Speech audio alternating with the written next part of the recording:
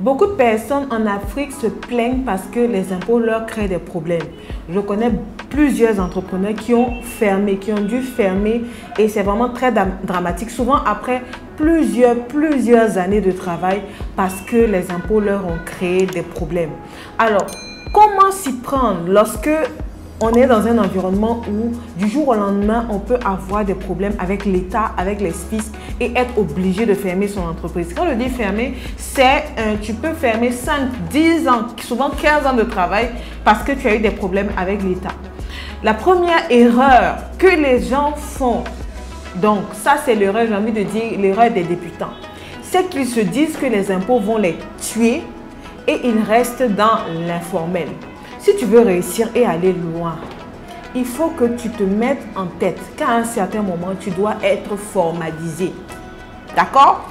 Et il y a des gens, lorsqu'on leur dit, tu vas créer dans ton entreprise, la première chose qu'ils disent, ah, je vais payer les impôts. Non, tu dois enlever dans ta tête que les impôts sont là pour te tuer. Il faut que tu te dises que tu sois à l'aise avec, être à l'aise avec le succès, c'est ça. Les hommes, si tu veux être une personne à succès, tu dois avoir les préoccupations des personnes qui réussissent. Et l'une des préoccupations des personnes qui réussissent, c'est comment optimiser leurs taxes, comment optimiser leurs impôts. Si tu ne vas pas, si tu n'as pas les mêmes problèmes que les hommes d'affaires, que les femmes d'affaires, qu'est-ce que tu vas aller chercher dans le monde des affaires? Si tu veux rester dans l'informel, tu ne seras jamais successful. Tu ne vas jamais réussir. C'est comme ça. Là, je le dis sans prophétie. Il faut que tu saches qu'à un moment de ton évolution, tu dois te formaliser. Maintenant que tu vas te formaliser, je vais te montrer, quand tu te dis ça, je vais te montrer comment tu fais lorsque tu es formalisé pour t'éviter des problèmes avec les impôts. Donc, première erreur, sortir de l'informel. Parce que de toutes les manières, quand tu es dans l'informel, les impôts vont te choper. Et tu vas arrêter ce qui n'a même pas commencé. Avant même que ton entreprise ne commence, tu vas devoir fermer. Parce qu'ils vont venir te faire... te créer des problèmes avec la raison pour laquelle tu as travaillé sans déclarer ton entreprise.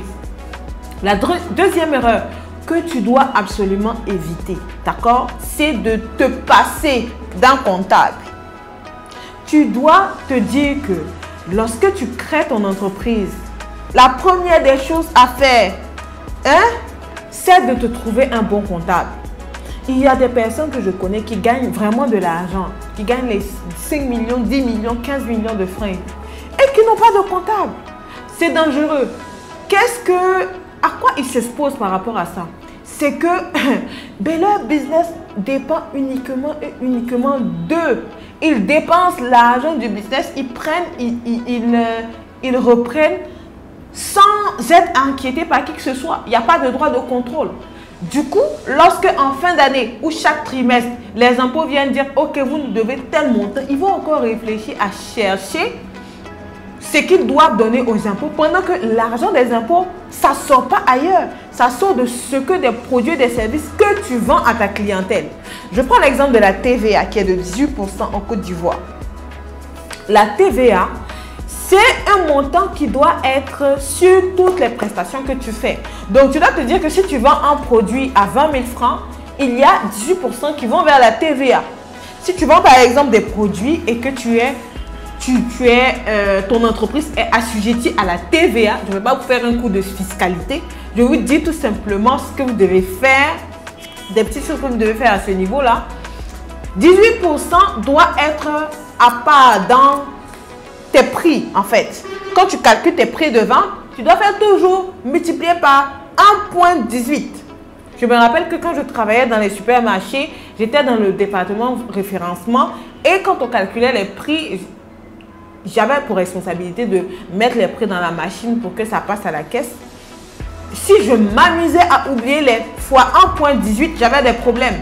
Parce que c'est vraiment important pour tous les articles qui sont assujettis à la TVA, tu dois faire par 1,18 avant de mettre le bénéfice que toi tu souhaites avoir sur ton business. Parce que les 18% là, ça retourne à l'État. C'est l'argent de l'État. Et normalement, ce n'est pas toi l'entrepreneur qui paye en fait. Parce que c'est le consommateur. Tu dois faire en sorte que le consommateur final, il paye ces 18%. Donc, quand on regarde de plus près, est-ce que c'est ton argent qui va vers l'État? en ce qui concerne la TVA. Non, même s'il y a d'autres taxes que toi, l'entrepreneur, tu payes, comme la patente, etc., ce genre de choses, mais les 18% là, c'est l'argent du consommateur. Mais il y a des entrepreneurs, même les 18%, ils dépensent. Donc, avoir un comptable, tu n'es pas obligé. Quand tu commences à faire tes premiers millions, il faut que tu trouves rapidement un comptable. Et pas n'importe quel comptable. Ne va pas prendre un étudiant qui se débrouille en comptabilité pour dire viens compter mon argent. Ce n'est pas une affaire de débit seulement et de crédit et de reçu. Non. Ton comptable doit connaître un peu la fiscalité. Il doit savoir comment parler aux impôts parce que c'est lui qui sera ton interface entre les impôts et toi. Un entrepreneur ne va pas lutter, transpirer aux impôts. Tu ne connais rien de la fiscalité. Qu'est-ce que tu vas chercher là-bas? Tu auras des problèmes. Si toi-même tu te dis que tu peux donner ta poitrine pour régler tes problèmes avec les impôts ou aller chaque trimestre aller. Non, ce n'est pas ton rôle. Ce n'est pas ton rôle. Il faut que tu trouves un bon comptable. Et ça, ce n'est pas quand on fait 100 millions de chiffre d'affaires annuel qu'on trouve un comptable. Tu comprends? Et à ce niveau-là, il faut que tu sois vraiment sage et wise. On dit souvent que tant qu'il n'y a pas de problème, on pense que ce n'est pas important. Les entrepreneurs qui ont des problèmes à ce niveau-là, en fait, parce que tu as l'impression, je vous assure, ce que je suis en train de vous dire va sauver votre vie. Tu as l'impression que les impôts ne te voient pas quand tu es dans l'informel, mais ils te voient. Ils te voient. Et c'est le jour où tu as des problèmes que tu vas te rendre compte que c'était important de faire ça. Trouve un comptable. Deuxième chose, même lorsque tu trouves un comptable, je vais te dire une des lois fondamentales. L'argent de ton business, ce n'est pas ton argent. L'argent, et ça, beaucoup de personnes autour de toi ne vont pas le comprendre. Même souvent, toi-même, tu ne vas pas le comprendre. Moi-même, jusqu'à maintenant, c'est une loi. Bon, tu n'as pas à discuter avec la loi. Mais je ne comprends pas. Mais je n'ai pas à discuter avec la loi. Parce que si tu te dis que c'est ton argent, en fait, tu vas dépenser autant que l'argent qui rentre, en fait, dans ton business. Si tu as 5 millions, tu vas dépenser des dépenses à hauteur de 5 millions. Parce que tu te dis que économiser, on dit qu'on économise 20 millions, tu te dis que ok, j'ai eu 5 millions, je dois dépenser tout. Mais c'est pas vrai, c'est pas ton argent. C'est quand tu vas finir de payer tes employés, payer les taxes, payer tant que tu vas déterminer de ah oui, mon argent même en vrai dans ça, c'est combien? Voici la réalité personnelle, l'argent personnel. C'est pour cela que auto-entrepreneur, tu dois évoluer. Tu dois évoluer. Rester auto-entrepreneur, ce n'est pas l'objectif, c'est un passage. Tu dois évoluer à créer ton système. D'accord? Pourquoi? Parce que quand tu as un système, tu es beaucoup en vrai. Tu es beaucoup plus avantagé par rapport aux taxes. Pourquoi est-ce que les gens étaient choqués aux États-Unis quand Amazon n'a pas payé d'impôts? Mais ils n'ont pas payé d'impôts. Il y a eu une année où Amazon a payé 0 de taxes. Les gens étaient scandalisés.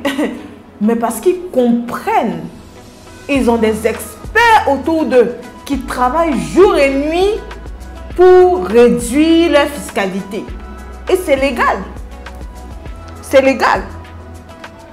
Il y a un livre que je vais vous conseiller de lire. Je crois Père riche, Père pauvre explique un peu. Il explique aussi dans le cadran de Cash Flow comment le jeu des impôts par rapport aux riches. Plus tu es riche, souvent tu payes même moins d'impôts que la personne de la classe moyenne. C'est comme ça. Donc c'est pour ça que vous devez évoluer aussi. Comprendre les taxes. Tu dois comprendre les taxes. Tu dois savoir même pourquoi est-ce que Voilà. Tu dois savoir que le jeu financier par rapport à ça, c'est le jeu de l'argent. Tu dois comprendre le jeu de l'argent. D'accord? Pour faire en sorte que plus tu aies de revenus, que tu payes moins de taxes. Vous comprenez? Quand vous allez réussir à faire ça, même si vous avez même 5 millions de chiffre d'affaires et que vous gérez